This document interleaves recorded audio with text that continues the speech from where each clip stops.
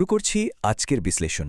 আজ আমরা প্রাচীন ইতিহাসের এমন এক বিস্ময়কর ঘটনা নিয়ে কথা বলবো, বনি ইসরায়েলের এক অবিশ্বাস্য ঋণ পরিশোধের গল্প।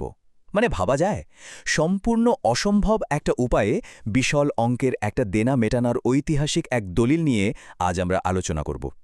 এর পড়তে পড়তে এমন সব চমক লুকিয়ে আছে না, যা আমাদের সাধারণ যুক্তিকে রীতিমতো হার মানাবে। তো চলুন শুরু করা যাক। তবে মূল গল্পে ঢোকার আগে আপনাদের কাছে আমার ছোট্ট একটা প্রশ্ন। একটা সাধারণ ধরুন একদম প্রাণহীন একটা কাঠের টুকরো, সেটা কিভাবে বিশাল অঙ্কের একটা আর্থিক ঋণ শোধ করার মাধ্যম হতে পারে? হ্যাঁ, এটাই হলো আমাদের আজকের আলোচনার মূল রহস্য। ঘটনার ভেতরে যাওয়ার আগে এই প্রশ্নটা একটু মাথায় রাখবেন, কারণ পুরো ঘটনাটাই দাঁড়িয়ে আছে এই আপাতদৃষ্টিতে অসম্ভব একটা সমীকরণের উপর। প্রথম পর্ব 1000 ডিনারের ঋণ, ঝুঁকি ও বিশ্বাসের শুরু। গল্পের একদম শুরুতেই আমরা দেখতে পাই বনি ইসরায়েল সম্প্রদায়ের দুই ব্যক্তিকে। একজন আরেকজনের কাছে বিশাল অঙ্কের একটা ঋণ চাইতে এলেন, আর ঠিক এখান থেকেই শুরু হয় চরম ঝুঁকি আর অভাবনীয় এক বিশ্বাসের পরীক্ষা। 1000 দিনার, তখনকার দিনের প্রেক্ষাপটে চিন্তা করলে এটা আক্ষরিক অর্থে এক বিপুল পরিমাণ সম্পদ।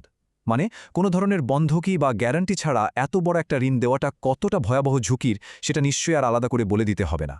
বিনা জামানাতে এত বিশাল অঙ্কের টাকা হাতবদল হওয়ার ব্যাপারটা যে কোনো সাধারণ হিসাব নিকাশকেই আসলে চ্যালেঞ্জ করে বসে। দ্বিতীয় পর্ব, আল্লাহ যখন জামিনদার ও সাক্ষী, শুধুই বিশ্বাসের ওপর ভিত্তি করে চুক্তি। তো এত বড় একটা ঝুঁকি নেওয়ার আগে ঋণদাতার অত্যন্ত স্বাভাবিক একটা দাবি ছিল। তিনি এই বিশাল সম্পদ হাতছাড়া করার আগে একজন সাক্ষী আর একজন জামিনদার চাইলেন। একদম যৌক্তিক চাওয়া, তাই না? কিন্তু এই চুক্তিটা আসলে সাধারণ কোনো চুক্তির মতো ছিল না। ঋণদাতা যখন সাক্ষী চাইলেন, তখন ঋণগ্রহীতা অত্যন্ত আত্মবিশ্বাসের সাথে একটা কথা বললেন। তিনি বললেন, সাক্ষী হিসাবে আল্লাহই যথেষ্ট। একটু ভাবুন, কোনো মানুষের বদলে সরাসরি স্রষ্টার ওপর এমন চূড়ান্ত নির্ভরতা, এই একটা কথাই কিন্তু কথোপকথনের উত্তেজনাকে বহুগুণ বাড়িয়ে দেয়। এটা ছিল চরম আস্থার এক অভাবনীয় মুহূর্ত। এরপর যখন জামিনদার চাওয়া হলো, তখনও সেই একই অটল উত্তর, জামিনদার হিসাবে আল্লাহই যথেষ্ট। আর সবচেয়ে আশ্চর্যের বিষয় কি জানেন? ঋণদাতা এই কথাটা শুনে বিন্দুমাত্র দ্বিধা করেননি। তিনি এই অদ্ভুত আর গভীর বিশ্বাসটাকে একদম সাদরে মেনে নিলেন, বললেন, তুমি সত্য বলেছ। এরপর কোনো মানুষের গ্যারান্টি ছাড়াই সেই বিশাল অর্থ তিনি তুলে দিলেন ওই ব্যক্তির হাতে। তৃতীয় পর্ব, সমুদ্র তীরে চরম হতাশা, ঘনিয়ে আসা নির্ধারিত সময়। এবার ঋণগ্রহীতা তার কাজ শেষে যখন ফেরত আসার প্রস্তুতি নিচ্ছেন, তখন নির্ধারিত সময় একদম ঘনিয়ে এসেছে। সমুদ্রতীরে দাঁড়িয়ে তিনি এক অসম্ভব মানসিক চাপের মুখোমুখি হলেন। একদিকে টাকা ফেরত দেওয়ার তাগিদ, অন্যদিকে সময়ের সীমাবদ্ধতা। সব মিলিয়ে এক ভয়াবহ সংকটের সৃষ্টি হল। পরিস্থিতিটা একবার কল্পনা করুন। ঘাটে কোনো জাহাজ বা নৌযান নেই। ঋণগ্রহীতা পাগলের মতো একটা বাহন খুঁজছেন, যাতে সময় মতো তিনি পৌঁছাতে পারেন। কিন্তু বিশাল সমুদ্রের তীরে তিনি যেন পুরোপুরি আটকা পড়ে গেলেন। একদিকে পাহাড় সম ঋণ, আর অন্যদিকে প্রতিশ্রুত সময় পার হয়ে যাওয়ার চরম হতাশা। চতুর্থ পর্ব, কাঠে ভাসানো বিশ্বাস, একটি অভাবনীয় সমাধান।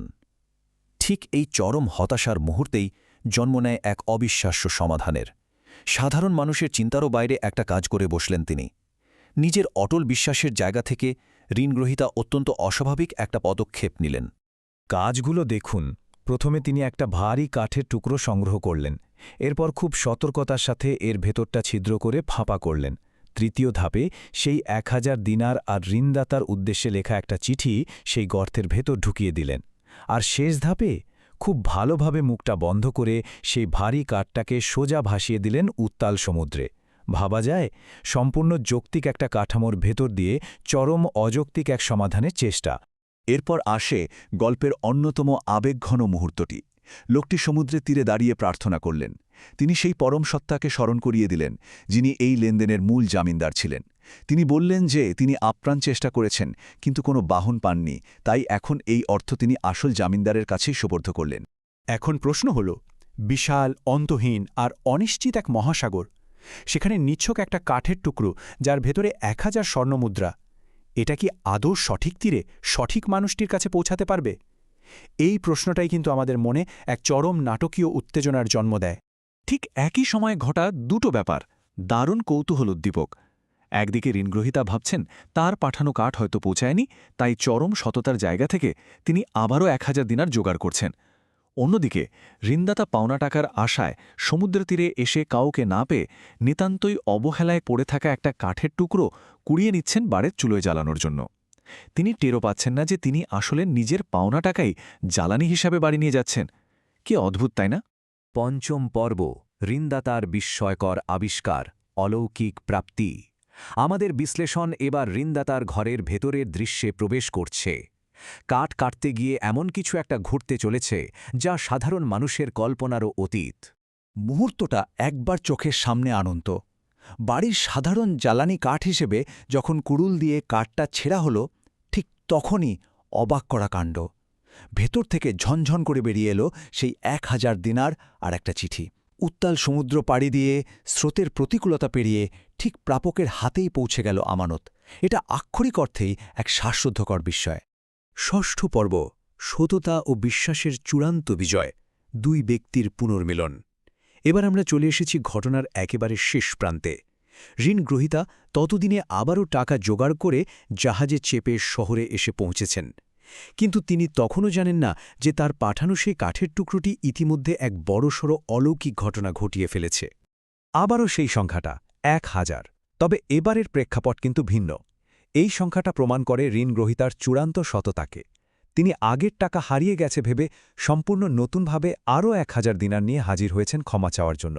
তিনি জানালেন যে কোনো বাহন না পাওয়ায় তিনি এর আগে আসতে পারেননি। এরপরেই আসে সেই মহেন্দ্রক্ষণ। ঋণদাতা মৃদু হেসে প্রশ্ন করলেন, তুমি কি আমার কাছে কিছু পাঠিয়েছিলে? ঋণগ্রহীতা তখনও নিশ্চিত যে তার পাঠানো কার্ড গন্তব্যে পৌঁছায়নি, তাই সে জোর দিয়েই বলে যে সে এর আগে আসতেই পারেনি। এই প্রশ্নোত্তরের মধ্যে দিয়ে আবেগের চমৎকার একটা চূড়ান্ত পরিণতি তৈরি হয়। আর এখানেই আমরা পেয়ে যাই চমৎকার এক সমাধান।